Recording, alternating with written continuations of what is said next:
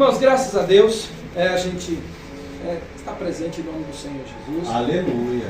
Fico grato pelo convite, feito pelo irmão Raimundo, os irmãos pela recepção. Para nós é alegria porque nos reunimos diante do Senhor para orar uns pelos outros, para meditar, para adorar a Deus. Foi para isso que o Senhor nos fez, e para louvor da sua glória, para isso que nascemos.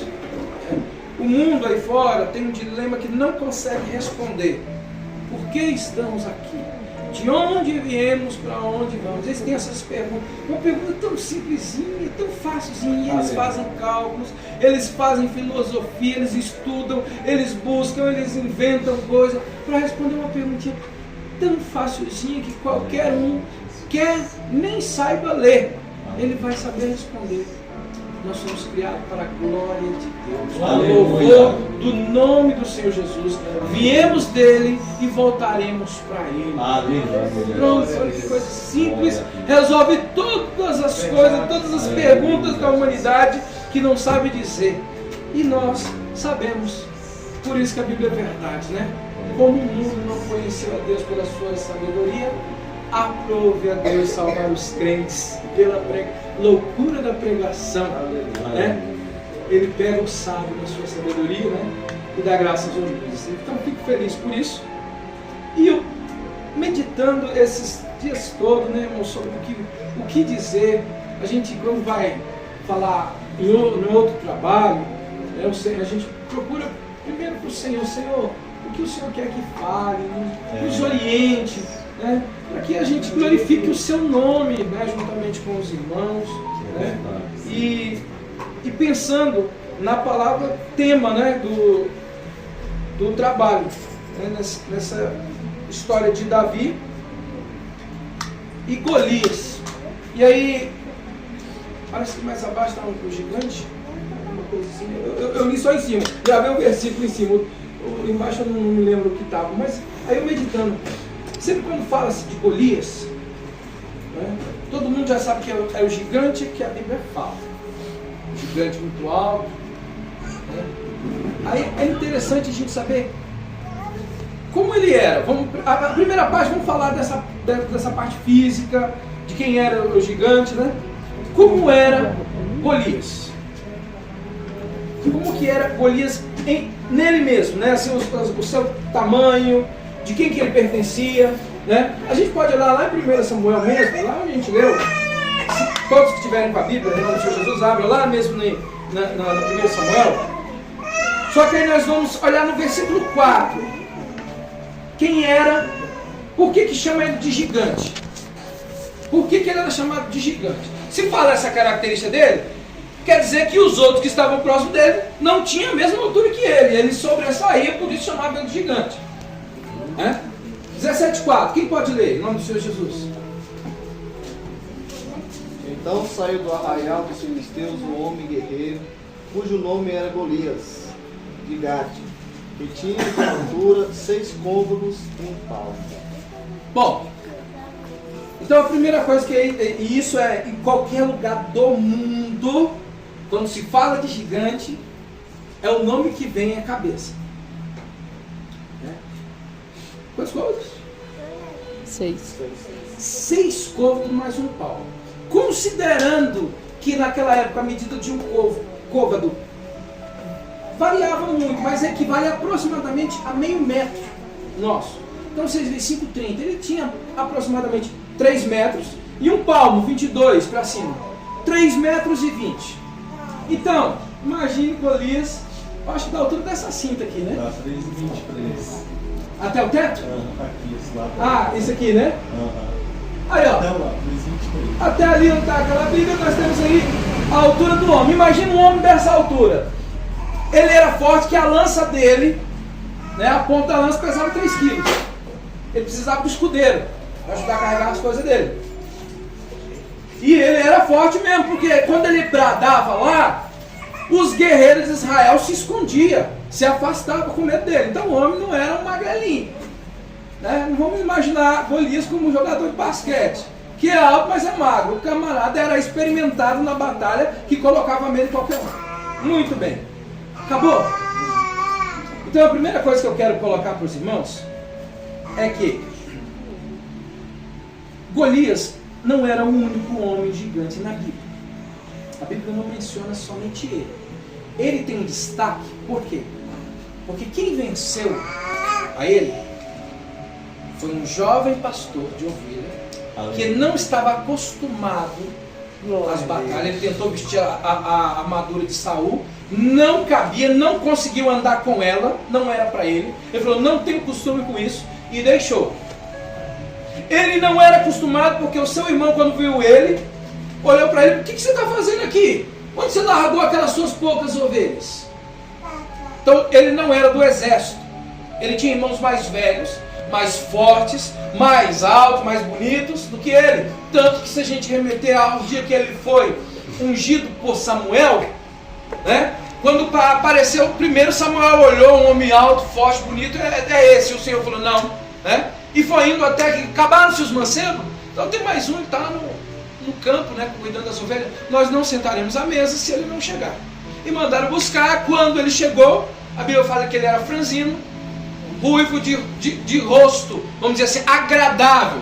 Para servir no exército, quanto mais carrancudo, melhor, né? Para estar à frente de batalha, general, quanto mais carrancudo, cara de bravo, de mal, impõe mais medo. Ele não tinha, tanto que foi, o escritor fez questão de falar que o rosto dele não era assim. Então esse menino, por isso que Golias se destacou, por causa de quem venceu ele. Alguém que não tinha uma mínima condição, mas estava no Senhor. E quem venceu ele, se você vai ler com calma, não foi ele, foi o Senhor, porque ele disse, eu vou a ti em nome do Senhor. Você vai ver que há Deus em Israel. Aleluia. Aqueles outros homens tinham medo, porque não estavam no Senhor. Mas Davi, com nenhuma força, nenhuma condição, mas a Bíblia fala que o Espírito de Deus já estava sobre ele. Aleluia. Então o gigante caiu. Aleluia. Mas, vamos lá. Se a gente voltar um pouquinho, né, irmãos? Só para a gente dar uma pesquisada nas escrituras, eu quero chegar onde me veio na mente o que eu vou falar. Aleluia. Vamos dar uma olhadinha em Números. Vamos lá em Números, no capítulo 13, o versículo 22.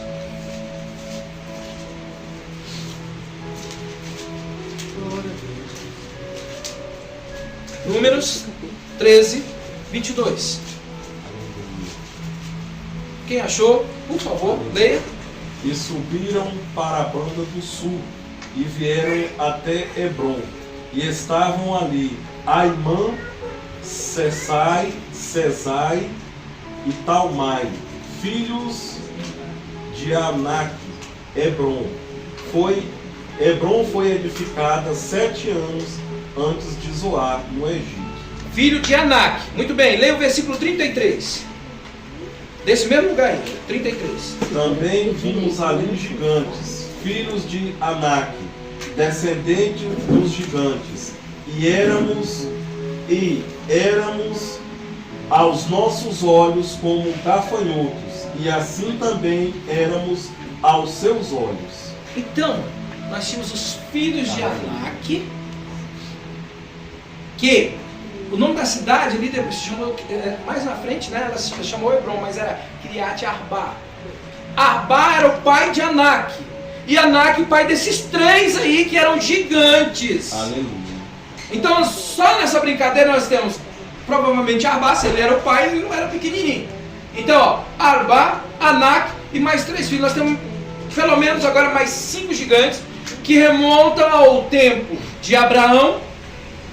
Abraão era o tempo de Anak e Arba, e no tempo de Moisés, né, que Josué, que foi quando Caleb, quando pediu o monte, falou assim, ó, eu vou dar minha filha, Axa, para aquele que acabar com os Anakins lá em cima.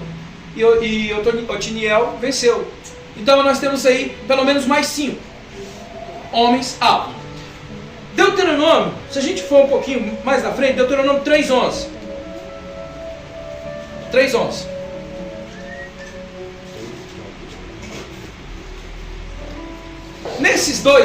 Desses 5 que eu citei, só fala gigantes, não fala a altura dele.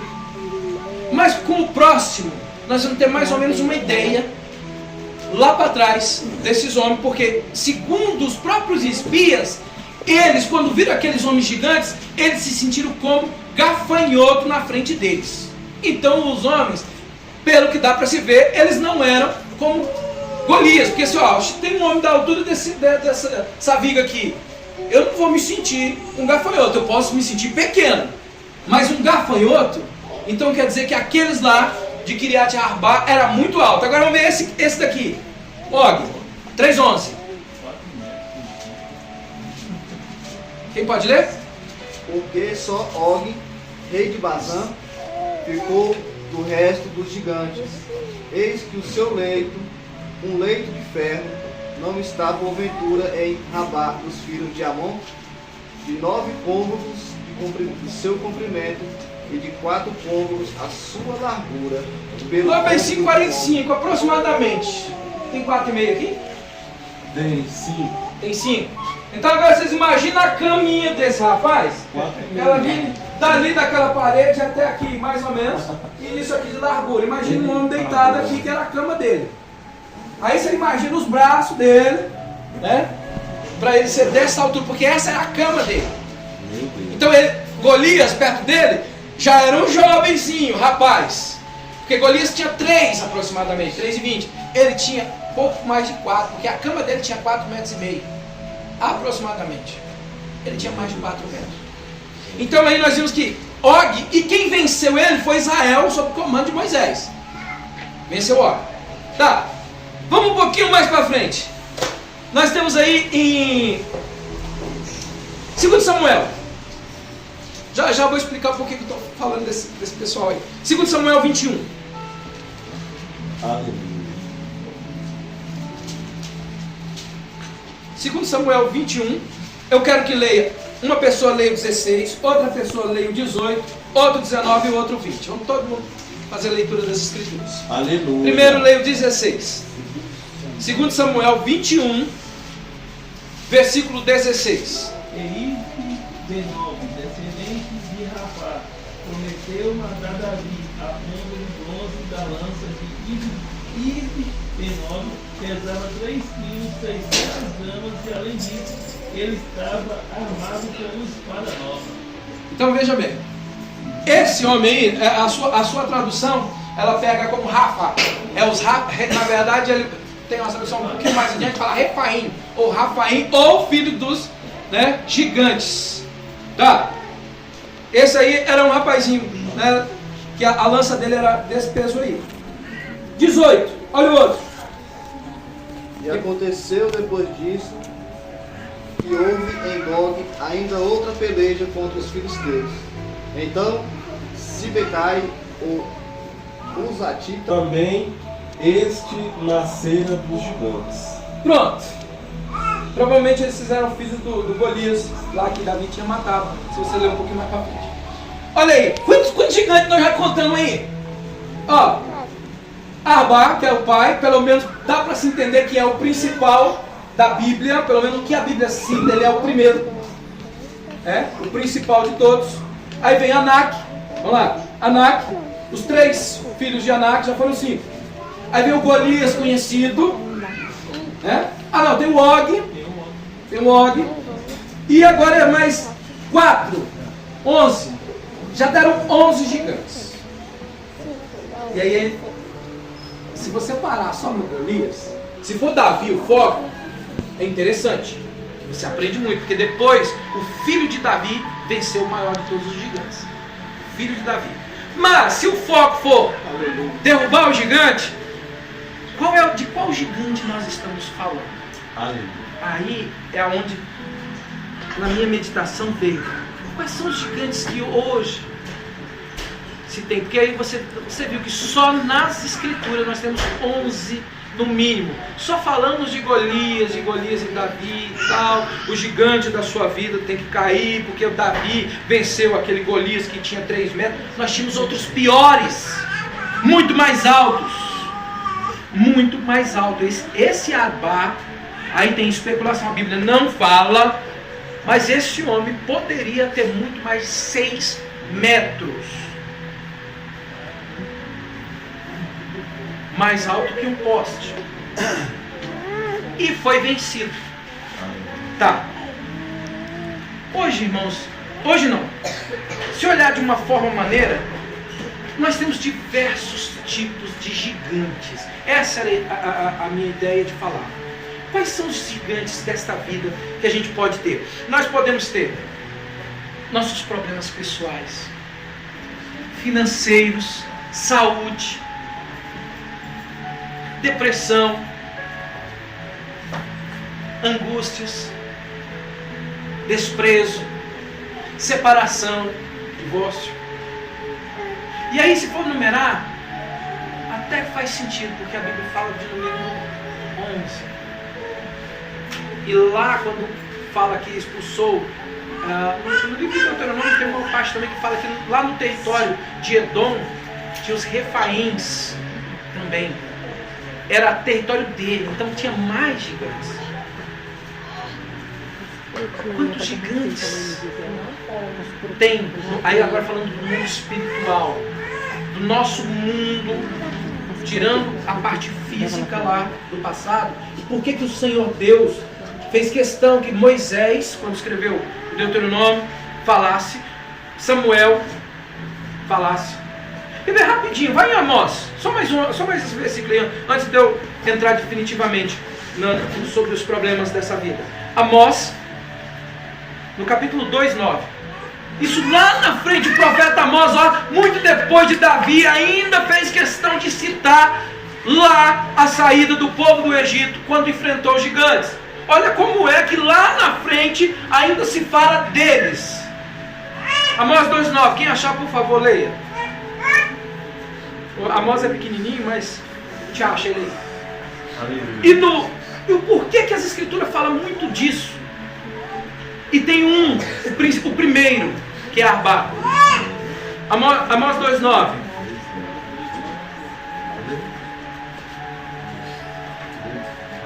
Todavia, eu destruí diante dele o amorreu, cuja altura era como a altura dos cedros, e forte como os carvalhos. Lê de novo agora bem devagarzinho, preste atenção no que ela está lendo, como Amós descreveu aqueles homens lá. Mais uma vez. Todavia, eu destruí diante dele o amorreu, cuja altura era como a altura dos cedros, e forte como os carvalhos, mas destruí o seu fruto por cima e as suas raízes por baixo. Olha como Amós comparou aqueles gigantes da altura de um cedro, um pé de árvore. Os cedros tinham na faixa de 6 metros no mínimo. E Deus fez questão que Amós, o profeta lá na frente, fizesse o povo se lembrar disso. Porque Deus estava marcando isso e faz questão de marcar. Se nós abrirmos a nossa Bíblia agora sim, a meditação, Romanos 7:14. Vejam bem, irmãos, os gigantes que nós enfrentamos hoje, talvez o gigante que eu enfrento, ou pelo menos que eu foco nele, seja diferente do gigante de cada um que você enfrenta. Tem vários gigantes na nossa vida, no dia a dia. Tem vários, irmãos. E aí agora, sempre que você olhar para Davi, como é que Davi venceu? Como é que aquele povo lá no passado venceu? Hoje foi falado de uma derrota aqui para uma pequena cidade chamada Ai, que tinha pouquinha gente, tinham acabado de vir de uma grande vitória sobre Jericó, onde umas muralhas de mais ou menos 30 metros de largura caíram no poder de um grito e de trombetas. Por quê? Porque foi Deus que estava com eles, jogou por terra. Mas diante de um pequeno exército fraco, homens correram pelas suas vidas.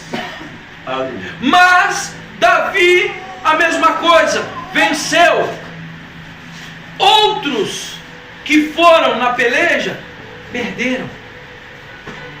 O que isso tudo tem a ver e traz para nós nos dias de hoje? Existem, irmãos, as dificuldades, os problemas que cada um está passando, e aí a gente olha, o que é o gigante hoje?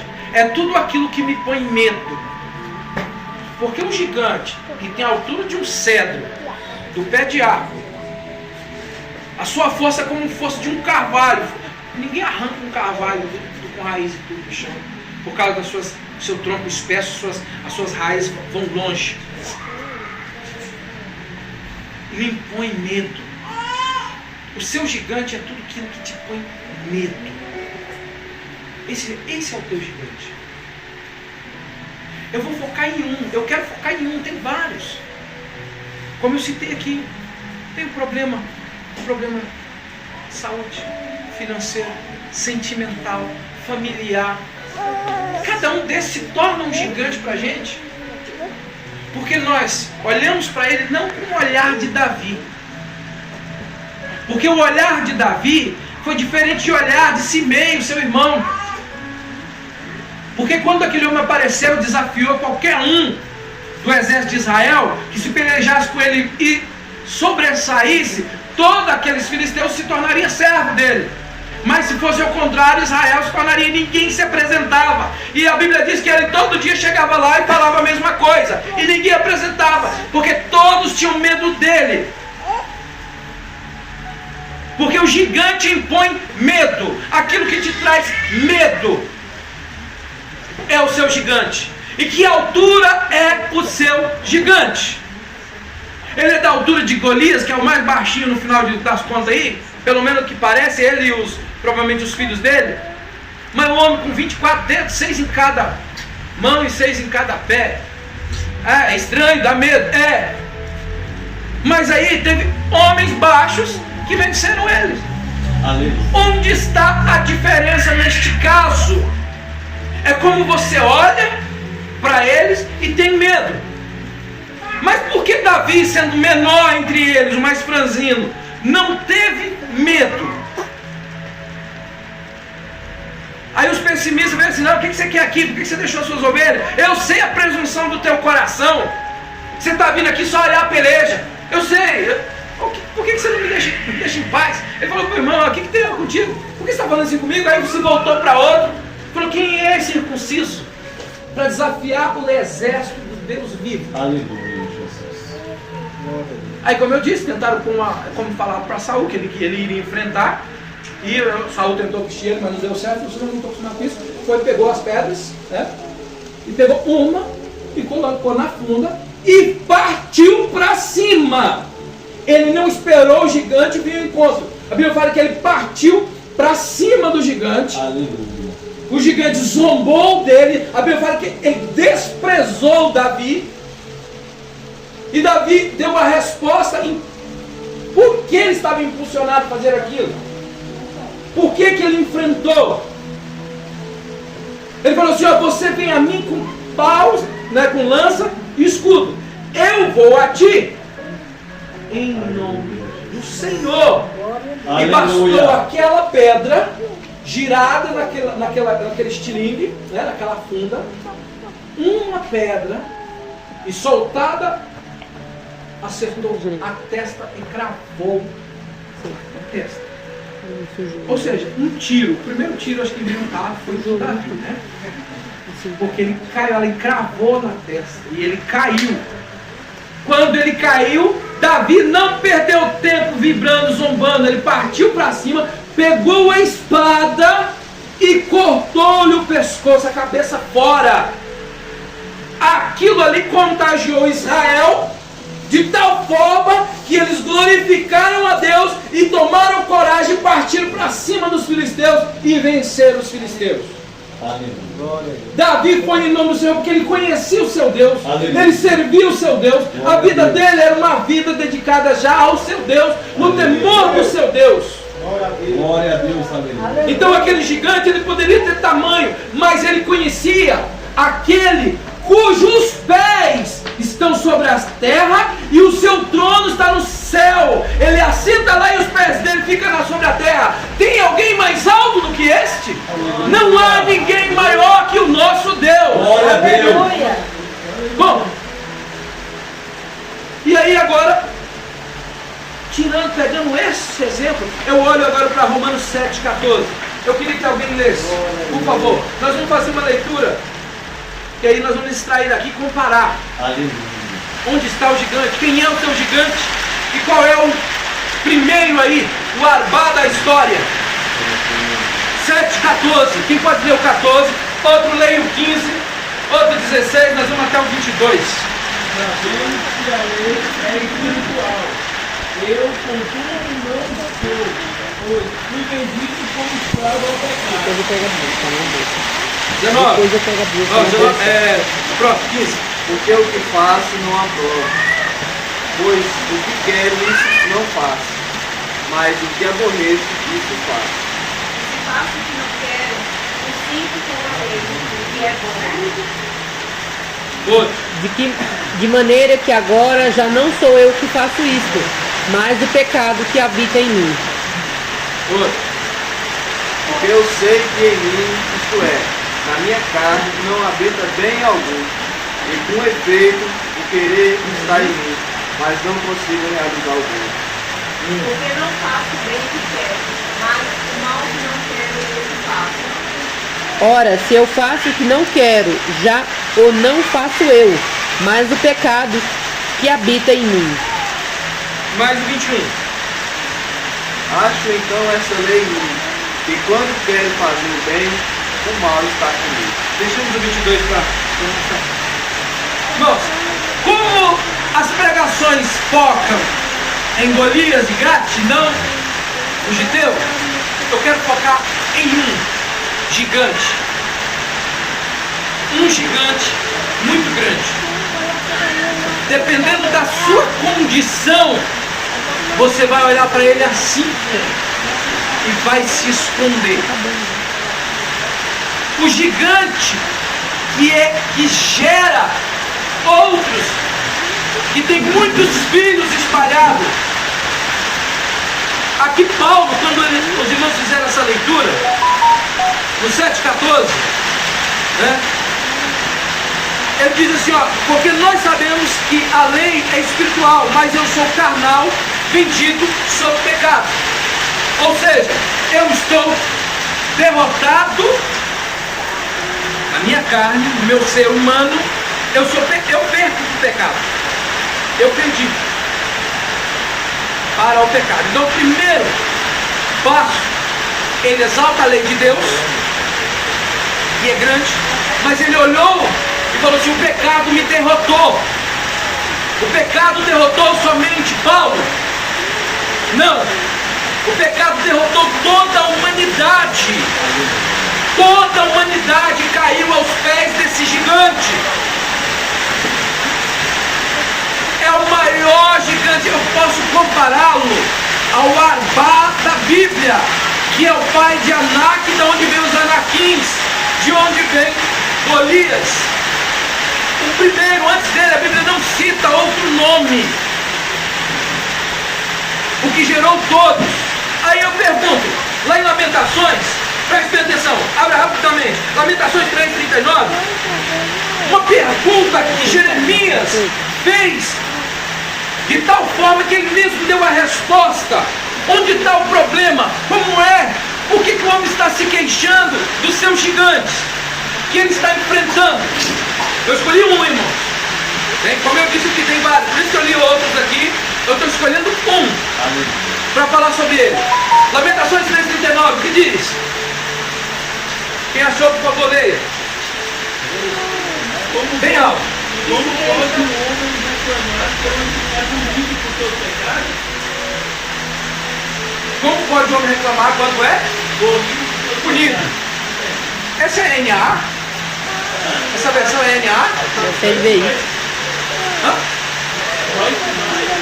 NVI. Não, eu acho que nem NVI, eu acho que é NA. Lê outra. Eu gosto dessa frase, de que se queixa o homem. Vai, leu essa? Que se queixa o homem vivente. Queixe-se cada um. Irmãos, prestem bem atenção. Por que um homem se queixa, acha ruim das coisas? Ah, a situação do governo é uma porcaria.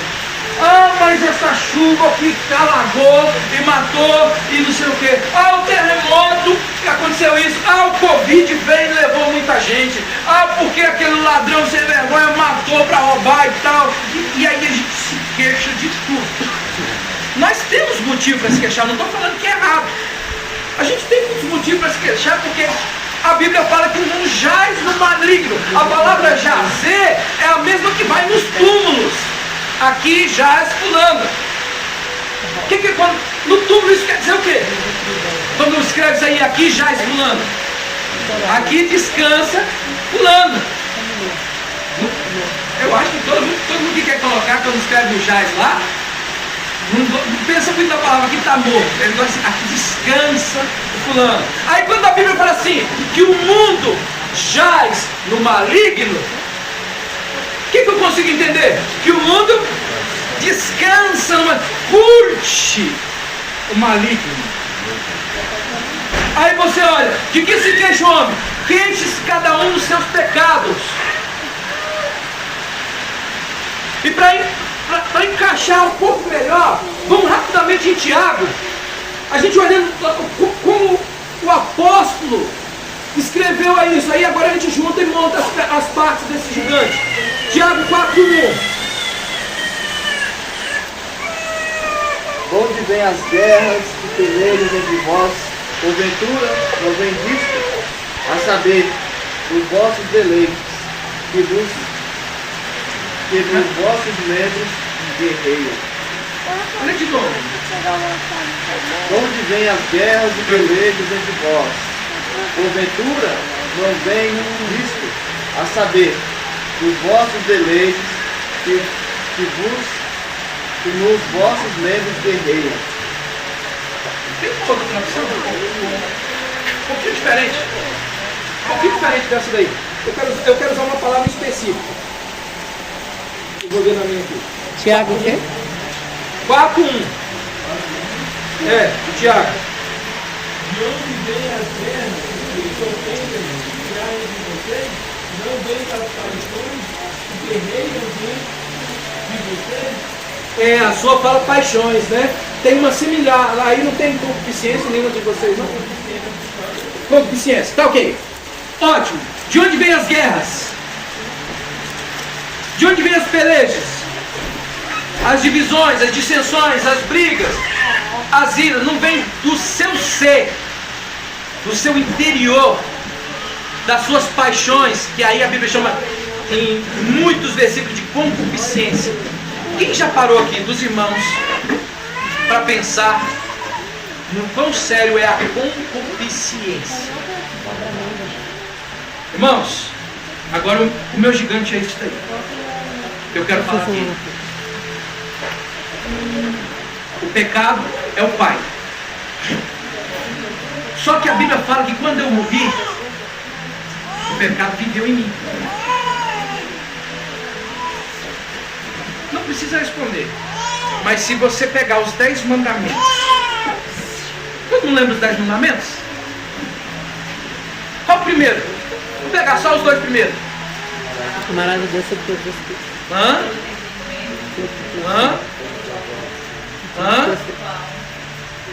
Isso. Nós temos esse primeiro. Eu não preciso nem chegar no quarto para debater com o adventista, né? O adventista gosta de chegar no sábado. Mas eu falo assim, não, antes de chegar no sábado, vamos no primeiro, logo no primeiro. O primeiro, você consegue cumprir? Para você falar de mim do sábado, você não pode cair no primeiro. Quem aqui já quebrou o primeiro? Vamos lá, vamos ser sinceros. Quem aqui já quebrou o primeiro mandamento? Ninguém? Eu estou perdido. Então só levanta a mão para ver. Eu quero ver isso aí. Quem já quebrou o primeiro mandamento? A Bíblia fala que aquele que quebra um é culpado de todos. de todos.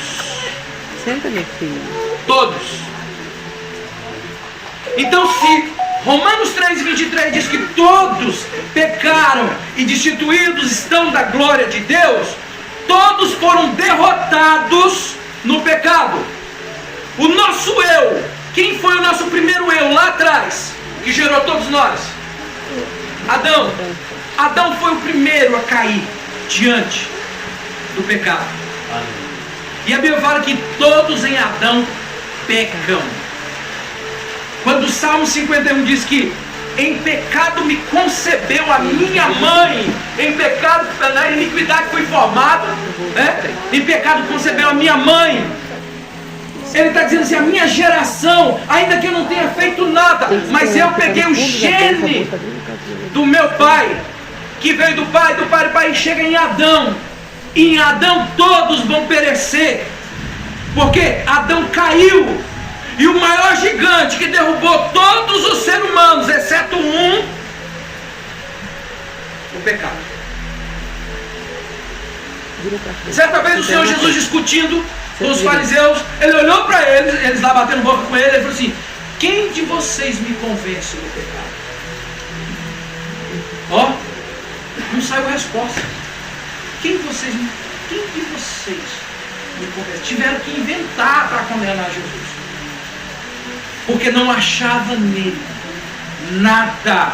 A Bíblia chama ele de cordeiro, puro, imaculado, sem nenhuma mancha, nascido de uma maneira extraordinária. Ele não nasceu como todos os outros humanos, então por isso nele não havia pecado da sua geração, mas ele tomou o corpo humano. Lembra de Davi? Eis aí o filho de Davi. Lembra do gigante onde todos nós olhamos para ele e temos que tremer? O pior é que hoje os homens zombam do pecado, riem, têm prazer nele. Eles são servos, eles são o escudeiro que estão na frente do Golias, que não precisa combater com Golias, porque ele é servo dele. Golias fala: pega essa minha lança e leva para lá. Ele vai lá: opa, sim senhor. Não, eu quero essa agora, me traz aqui, seu inútil. Sim senhor. Ele é servo.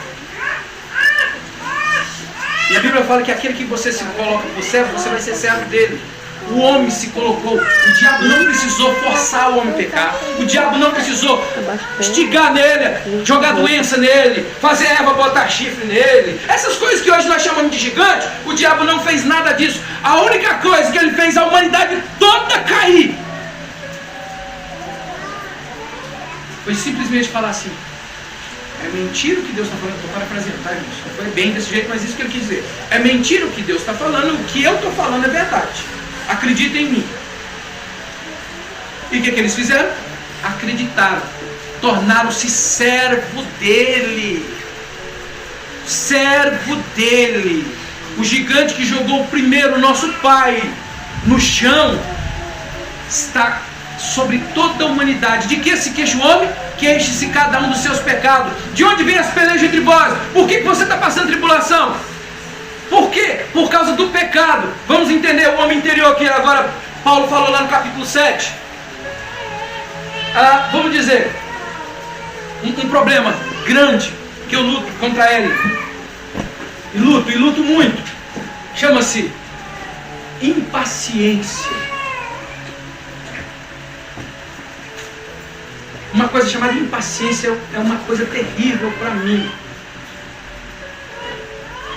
E essa minha impaciência já me indispôs com muitas pessoas. Não assim desse jeito, mas eu já discuti com pessoas que eu fiquei com raiva dela. Por causa da minha impaciência, o erro estava em mim. Mas eu fiquei com raiva. Eu fui derrotado pela minha impaciência. Só que aí eu pus a culpa no outro. Fulano me desrespeitou. E aí agora eu olho, fui derrotado por aquele minúsculo, só que eu fiz ele grande na minha vida. E aí eu vou e me queixo. Por que as pessoas hoje não respeitam mais ninguém? Eu não tenho paciência. Eu não tenho paciência. Mostrou simplesmente a minha incapacidade de ser paciente. E a Bíblia, lá nos frutos do Espírito, em Gálatas 6, diz que um dos frutos daquele que é nascido de novo é a paciência. Então eu tenho dentro de mim uma concupiscência chamada impaciência, que quando eu quero fazer o bem, o mal eu já pratiquei. O bem que quero fazer, isso eu não faço. E o mal que eu não quero, isso eu faço. E aí eu caio de novo de frente desse gigante. E aí eu me preocupo. Por exemplo, vou pegar um exemplo assim. Se a minha mulher está me respeitando, mas eu estou fazendo a minha parte como marido. Só que aí eu jogo a culpa nela. E se eu jogo a culpa nela, eu vou jogando, eu nunca reconheço, eu faço o gigante ficar maior, aí a separação vem, e aí eu culpo ela, ela me culpa, ninguém assume, só que o gigante derrotou os dois. E aí eu falo assim, porque esse mundo não tem mais amor. De que se queixa o homem? Esse é um gigante, o gigante do divórcio, o gigante do adultério, o gigante da prostituição. Nós temos tantos gigantes sobre a terra, mas todos vieram de um, chamado pecado, contra quem eu nem quero pensar nele, e era justamente com quem eu deveria me preocupar primeiro, porque ele gera os outros em mim, ele trabalha essa minha concupiscência. Esse era um gigante com quem toda a igreja, todos vocês deveriam estar preocupados. Por que fala na hora da ceia? Capítulo 11 de 1 Coríntios. Examine-se, pois, o homem a si mesmo. Por quê? Porque nós temos esses gigantes que nós nem olhamos. Talvez algum de vocês nem sabia que tinha esse tanto de gigante da Bíblia. 11, só lembra de um. Eu só me lembro, se eu vejo um problema, de um irmão. O irmão roubou. Vi misericórdia, ele é crente. Não, Deus me livre, não. Aí eu me foco naquele ali. Eu esqueço. Porque se eu olhar para a irmã aqui com luxúria, ele não vai saber. Mas eu já concebi um pecado dentro de mim, segundo as Escrituras. E aí? O gigante dele é grande, mas o meu não estou nem aí. Eu sou servo desse aqui. Eu sou o escudeiro que vai à frente do meu. Ou ele, já que eu não tenho a concupiscência de roubar, mas eu tenho esta, eu não me preocupo com ela. A dele é que é terrível. Aí eu sou fácil em apontar outros. Eu esqueço do meu. Aí eu lembro do meu problema financeiro. Não, o problema, irmãos, hoje o gigante, do problema financeiro vai cair neste lugar. Vai cair por terra. Nós temos gigantes muito maiores. Porque senão o Senhor falou assim, por que a fé de, vou usar uma palavra mais simples, a fé de vocês é tão pequena? O Senhor Deus não cuida das aves do céu? Olha os lírios dos campos que não plantam, nem Salomão se vestiu dessa forma. O Senhor não terá cuidado de vós? Mas aí eu me preocupo com o gigante do problema financeiro, mais do que aquela concupiscência que secretamente me mantém numa corrente. Por isso que Paulo falou assim, miserável homem que sou, quem me livrará do corpo desta morte? Aonde está esse gigante? Dentro de mim, parede e meia comigo. E eu quero enfrentar o gigante lá de fora. O gigante da enfermidade vai cair por terra nesta noite. E eu tenho um enorme dentro de mim, que provavelmente eu sou o escudeiro dele. Eu nunca enfrentei ele. E é ele que me derruba e me mantém cativo diante dele. E eu não estou falando isso como se fosse só algum de nós. Paulo, quem era Paulo? Ele falou que era apóstolo segundo a vontade do Senhor. O que ele sabia, ele não aprendeu de homens. Ele aprendeu direto do Senhor Jesus. E ele disse assim, miserável homem que sou, quem me livrará do corpo desta morte? Ele olhou para ele. Eu sei que em mim não habita bem algum, se eu olhar só para ele. Mas ele, é lógico que depois ele falou do Espírito de Deus, que ele foi regenerado em Cristo. Só que Veja bem, o que é a justificação? Segundo as Escrituras, é quando Deus nos livra da condenação do pecado. Então Paulo, ele diz que ele era justificado por causa de Jesus. Aí vem a segunda, na sequência. O que é a santificação segundo as Escrituras? É quando o Senhor nos ensina a vencer o poder do pecado. Essa é a nossa parte enquanto depois de sermos salvos. O processo de santificação. E é a luta. Era o que devia nos fazer chorar de joelho. Mas o que nos faz chorar? É quando eu perdi o emprego. Aí eu vou para o joelho. Ah, Senhor, eu perdi o meu emprego. Não estou falando que é errado. Mas nós nos lembramos disso. Mas nunca aquele pecado que me mantém cativo. Eu chorar, Senhor, eu não queria e não quero pecar contra Ti, Senhor. Tem misericórdia de mim, me ajuda a vencer, Senhor. Me ajuda, Senhor, eu não quero. E é isso trazer lágrimas.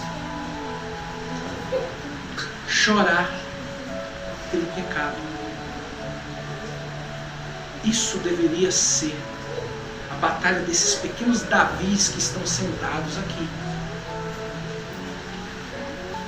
Vencer o seu maior inimigo, que é o seu eu, que a Bíblia chama de concupiscência. E cada um tem a sua. Não adianta que ninguém escapa. Nem Paulo escapou. Só que nós estamos preocupados é se no final do ano eu consigo aquele dinheirinho extra para conseguir comprar tal coisa, tocar o meu carro. Minha preocupação é trabalhar isso aí. É errado? Não, não é. Só que preocupações maiores, aquela que me faz chorar. Senhor, eu queria tanto vencer. Senhor, eu quero tanto, Senhor. O justificado por Deus, a primeira coisa que ele tem em sua alma é o desejo de se livrar definitivamente do pecado. Porque Isaías 59 diz assim, ó, os olhos do Senhor não estão fechados, nem os seus ouvidos agravaram para que não possa ouvir, mas as vossas iniquidades fazem separação entre vós e o vosso Deus. Essa palavra deveria nos fazer arrepiar, nos fazia tremer. Aleluia. E as pessoas hoje, muitas pessoas hoje em dia, falam assim, todo mundo é pecador, Deus sabe que eu errei, mas sem nenhum pesar no coração. Eu errei, eu pequei.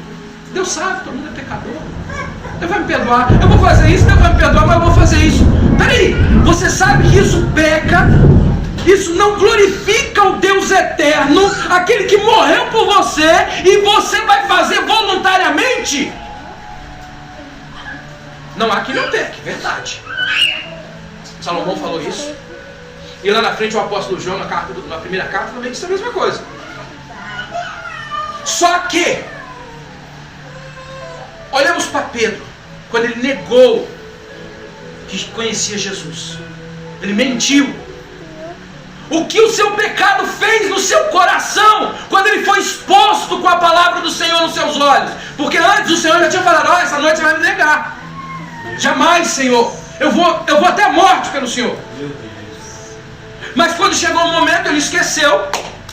Porque as coisas, as situações, os outros gigantes dessa vida nos cegam os olhos. E aí quando vem a hora do nosso gigante mesmo chegar na gente, não conheço Jesus, pai. Te vi no jardim? Não, eu não conheço esse homem. Você não tem, a tua fala te condena. Jamais. E começou a espraguejar. Na mesma hora o galo cantou. E num dos evangelhos diz que ele olhou, Jesus olhou para trás e viu ele. Ele foi confrontado com a palavra. O que aconteceu com ele depois de ser confrontado com a palavra? Chorou amargamente. Aleluia. Isso devia fazer a gente chorar amargamente. O pecado que nos afasta de um Deus tão bondoso. Esse é o pior gigante que você poderia enfrentar. Aleluia. E você vai virar serviçal dele. E quer vencer os outros gigantes como? O pai de todos tem que cair por terra. Isso da nossa concupiscência. Porque Jesus venceu ele na cruz. O filho de Davi, assim como Davi venceu Golias, o filho de Davi venceu o pecado e a morte. E toda ordenança, como diz as Escrituras, toda cédula que era contra nós foi cravada na cruz para nos justificar. Só que aí o período de santificação é agora, os nossos dias aqui, a nossa peleja. Eu estou mais preocupado em vencer a minha concupiscência ou saber se o meu time vai ser campeão amanhã ou depois da manhã, sei lá. Eu estou mais preocupado se o meu salário vai aumentar ou se eu vou conseguir glorificar a Deus vivendo conforme a sua palavra. Aleluia. O que me faz chorar de verdade: lamentai as vossas misérias. Tiago, aqui em Tiago mesmo, aqui embaixo, versículo 4:9. Olha só o que o Tiago faz aqui, ó. Senti as vossas misérias, lamentai e chorai. Converta-se o vosso riso em pranto e o vosso gozo em tristeza. Humilhai-vos perante o Senhor, e aí Ele vai vos exaltar. Lamentai, senti as suas misérias. Aquele que faz da mentira algo normal, como tomar cafezinho todo dia. Chega a ponto de aquele ditado humano ser verdadeiro: mente que nem sente. Meu Deus. Olha o que a mentira de Pedro fez com o seu coração depois que ele foi confrontado com a luz da palavra. Fez ele chorar amargamente. E hoje a pessoa mente sorrindo. Mente sorrindo. Não, Deus sabe que eu sou pecador. Peraí, eu estou desconfiado que nem crente você é. Meu Deus.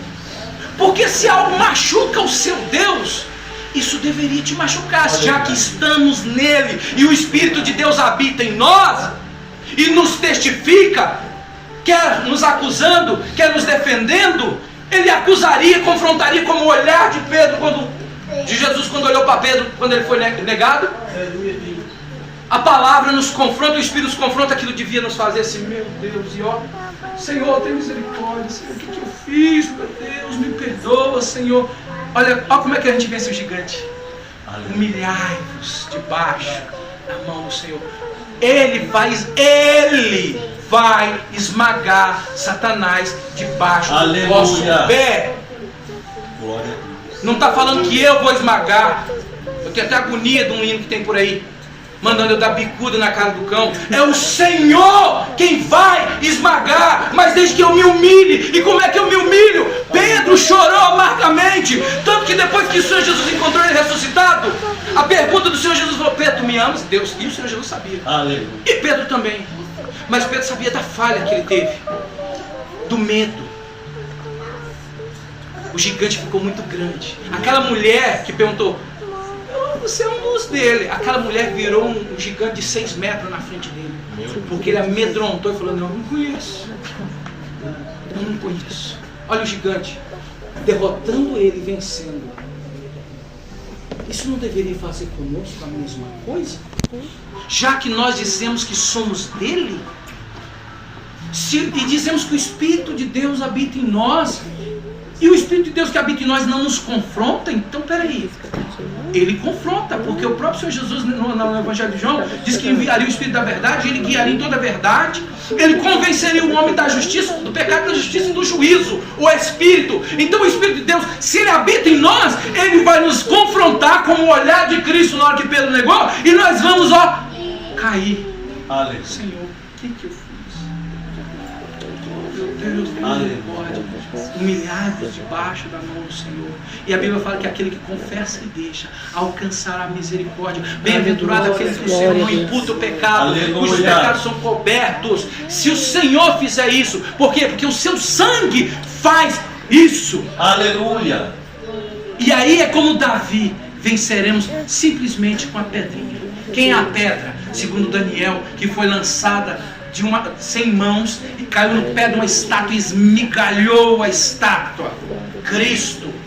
A pedra que estava na funda de Davi, Cristo. Aleluia. A pedra que tem que estar em nós para vencer o nosso gigante. Eu peguei só o nosso interior, o eu, chamado concupiscência, que nos esmaga se nós deixarmos. E nós ficamos preocupados com o Golias se tem um muito mais alto que ele e mora dentro da nossa casa.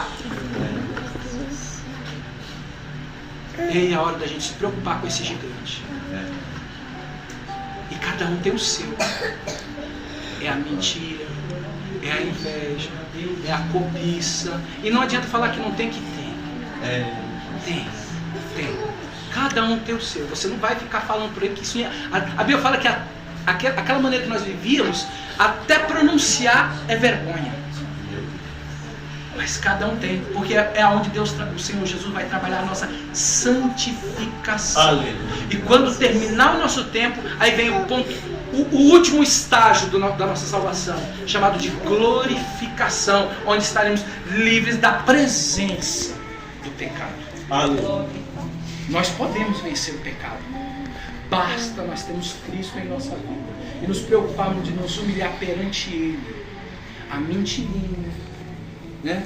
O olhar despretensioso, a sensualidade, o adultério, o roubo, a inveja, o ódio, a maledicência, tudo aquilo que está lá no capítulo 6 de 1 Coríntios, não pode nos derrotar. Se nós estivermos em Cristo, se é que Cristo está em nós. Aleluia. Só que nós temos que mantê-lo debaixo, submisso. Veja, por isso que Paulo falou assim, que a carne combate contra o Espírito contra a carne. Essa carne aqui, não é isso aqui. É aquele que está lá dentro. O eu interior. Aquele eu que ainda está em Adão. Ainda às vezes, por mais que eu fui justificado por Cristo, eu ainda vou participar dessa peleja até o dia de eu ser recolhido daqui. Lutar. Porque senão eu não... O João tinha falado assim, filhinhos, nenhum de vocês tem pecado. Nós falamos, filhinhos, não pequeis. Porque se dissermos que não temos pecado, mentimos. Então, quer dizer, o pecado vai acontecer, mas ele não pode ser algo assim pra gente. Essa água aqui é pra mim. Eu pegar essa água aqui, eu vou beber. Ó o pecado. Não pode ser isso para nós, né? Se é que somos filhos. Isso aqui tinha que ser a palavra. Você meditando nela todo dia. Ó, quanto eu amo a tua lei. Nela medito todo dia. A tua palavra é lâmpada para os meus pés e luz para o meu caminho. Amém. Como purificará o jovem o seu caminho? Olhando pela palavra do Senhor. A tua lei é a minha meditação. Ela tinha que ser essa água que a gente tinha que tomar, rir, chorar de alegria porque eu tenho ela. Mas tem pessoas que pegam ela só no domingo. Tem gente que só janta. Será que alguém só almoça no domingo?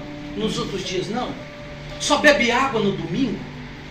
Isso aqui teria que ser todo dia. Mas eu acho que o que eu escuto a pregação de alguém, igual vocês estão escutando a minha. Pronto, agora você só precisa olhar na Bíblia domingo que vem no culto.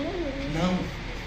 Quer vencer o seu gigante? Aleluia. Esteja armado. Aí Aleluia. sim, entendem Efésios 6? Capacete da salvação. Couraça da justiça.